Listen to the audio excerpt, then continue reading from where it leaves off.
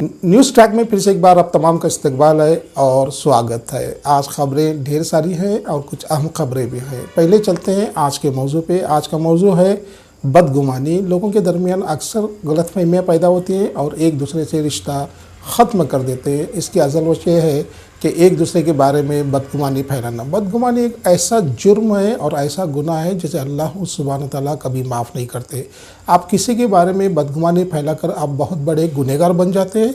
हम चाहते हैं कि तमाम लोग बदगुमानी से बचें और अपने अपने ख़यालात अपने तक ही महदूद रखें, ना कि दूसरों के बारे में अपने ख़यालात का इजहार करें। किसी शख्स को अच्छी तरह से जान नहीं लेते तब तक उसके बारे में आप कोई राय कायम ना करें तो सबके लिए बेहतर है। बदगुमानी से कई गलतफहमियाँ पैदा होती हैं। बदगुमानी से कई लोग एक दूसरे के दुश्मन हो जाते हैं। बदगुमानी से कई लोगों की ज़िंदगियाँ ख़राब हो जाती हैं। हम चाहते हैं कि तमाम लोग बदगुमानी से बचें। गिबत करने वाले के तमाम नेकियां उस इंसान के हिस्से में चली जाती हैं जिसकी आप गिबत कर रहे हैं। किसी के पीछे बुराई करना बहुत बुरी बात है। किसी के बारे में बदगुमानी करना बेइंतहा बुरी बात है। आप हर रोज़ नमाज अदा करते हैं, लेकिन इसके साथ ही साथ ऐसे तमाम बुराइयों से आपको बचना चाहिए। नमाज अदा करने का ये मतलब है कि आप तमाम बुराई से बच गए।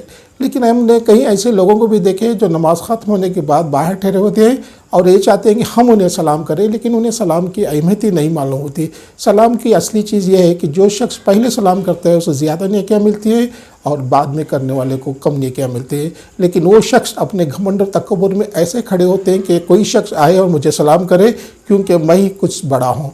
ये तमाम घमंड और तकब्बुर ख़त्म होने वाला है। घमंड चाहे पैसों का हो, घमंड चाहे रुतबे का हो, घमंड चाहे तकवे का हो, सिर्फ ज़िल्लत के सिवा कुछ नहीं मिलता, क्योंकि हम लोग खाक हैं और हमें खाक में मिलना है।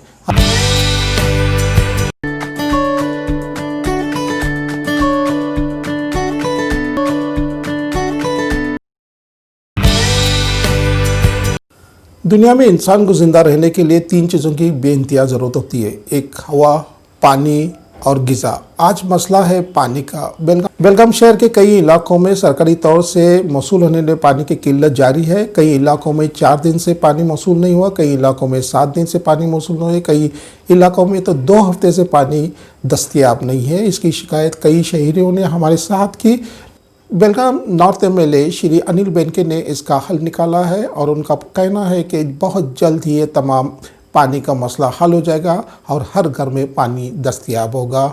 श्री अनिल बेनके और कई अफसरान बसवन कोला pumping station, water supply station जाकर वहाँ का जायज़ा लिया और वहाँ के अफसरान से बात की। दरअसल पानी 1 हफ्ता या 15 दिन न आने की असल वजह यह है कि हेडकल जहाँ पे वाटर पंप की तरकीब के लिए बहुत सी मुश्किलात पेश आ रहे थे, लेकिन ये वाटर पंप पूरी तरह से तरतीब दिया गया है और पानी का मसला जल्द ही हल हो जाएगा।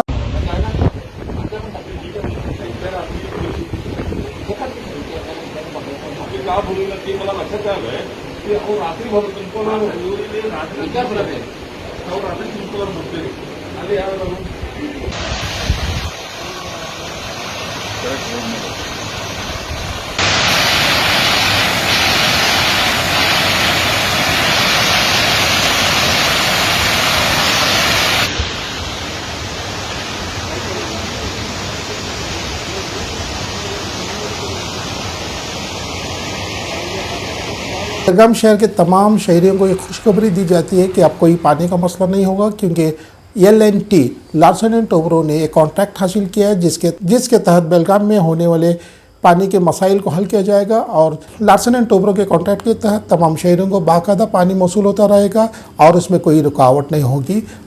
इस पानी के मसले को हल करने के लिए वीरभद्रनगर के सादिक इनामदार ने कई जगह पानी के टैंकर भेजे और वहाँ के रहने वालों को पानी मुहैया किया। हम सादिक इनामदार के शुक्रगुजार हैं कि उन्होंने पानी के मसले को हल करने में अपनी कोशिश जारी रखी है। सादिक इनामदार ऐसे ही कामों में बढ़ चढ़ कर हिस्सा लेते हैं जहाँ पे लोगों की परेशानी हल करना उनका पहला फ़र्ज़ है।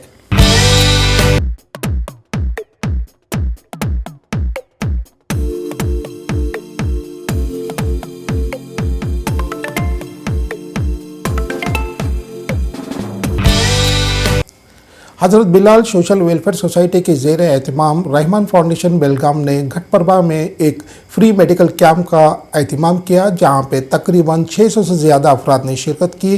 फ्री मेडिकल कैंप में बेलगाम के कई मशहूर डॉक्टरों ने भी शिरकत की और घटप्रभा में रहने वाले अफराद के मसाइल को सुना और उन्हें तबी इमदाद पहुंचाने की कोशिश की।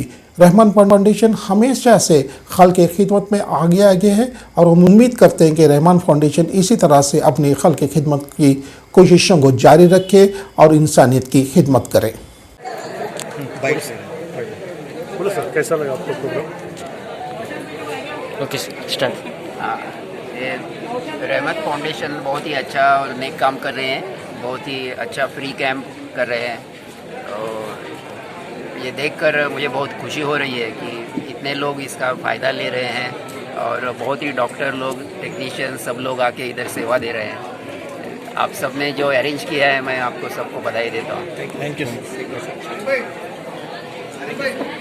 Thank you sir. सजदे इश्क में इबादत का मज़ा आता है, खालिस सजदों में तो दुनिया बसा करती है। यौम इकबाल बड़े जोश व खरोश के साथ पूरे मुल्क में मनाया गया। बेलगाम शहर के खंजर गली के एक मदरसे में भी इसका एहतमाम किया गया, जहाँ पे बहुत से असातिज़ा इसमें शरीक हुए और उन्होंने उनकी तमाम फ़िक्र इस्लाम के मुतालिक उन्होंने अपने ख़यालात का इज़हार किया और ये प्रोग्राम बहुत ही शानदार तौर पर इख्तिताम को पहुँचा। शख्सियत नहीं है। अल्लामा इकबाल, आज कौम के अंदर इकबाल परस्त बहुत मिल जाएंगे, इकबाल शनास एक भी नहीं मिलेगा। याद रखिए। सामीन इकराम, सवाब का मदार, सवाब का दारो मदार काम के सही होने पर नहीं होता, बल्कि हुस्न नियत पर होता है। और कोई जेल की दीवारें इतनी मजबूत नहीं कि मुझे ज़्यादा दिन तक अंदर रख सके।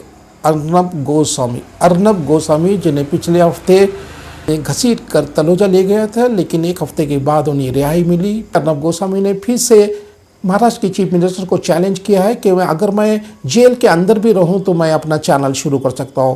यहाँ से खेल ख़त्म नहीं हुआ, खेल अब शुरू हो गया है। अब देखें किसे क्या मिलता है।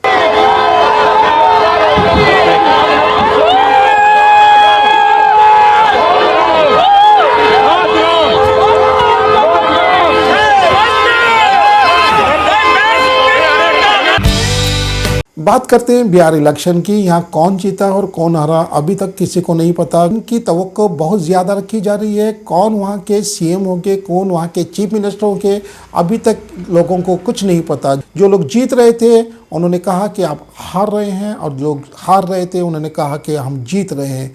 ये जीत और हार का सिलसिला चलता जा रहा है। और बिहार इलेक्शन के नताइज के बारे में बताना बेइंतहाई जल्दबाजी होगी। वहाँ पे मिलीजुली सरकार बनेगी या कोई एक अपनी सरकार बनाने में कामयाब होंगे, तो हमें इंतज़ार करना होगा और ये वक्त ही बताएगा कि कौन सी सरकार बिहार में आएगी। ज़िंदगी गंवाना दीवानगी है, कोई प्यार ज़िंदगी से प्यारा नहीं। बॉलीवुड में सुसाइड का सिलसिला बरकरार है और बदस्तूर है। हर 2 महीने 3 महीने के दरमियान कोई ना कोई वहाँ पे सुसाइड कर रहा है। और इस बार सुसाइड किए हैं जब ये मेट के एक बहुत ही मशहूर अदाकार आसिफ बसरा, जिन्होंने कई फिल्मों में काम किया था। हाल ही में पाताल लोक जो नेटफ्लिक्स पे आई हुई थी, उन्होंने आसिफ बसरा जो बेइंतहाई एक टैलेंटेड एक्टर थे, लेकिन क्या पता उन्हें क्यों और किस वजह से खुदकुशी करनी पड़ी। पुलिस इन्वेस्टिगेशन जारी है और जल्दी हमें खुदकुशी का पता चल जाएगा। IPL 2020 जो यूनाइटेड अरब में खेला गया और आप फाइनल भी देख चुके हैं, लेकिन IPL 2020 का फाइनल जो मुंबई इंडियंस और दिल्ली कैपिटल्स के बीच में खेला गया, ना दिलचस्प था ना उसमें कोई ऐसी बात थी।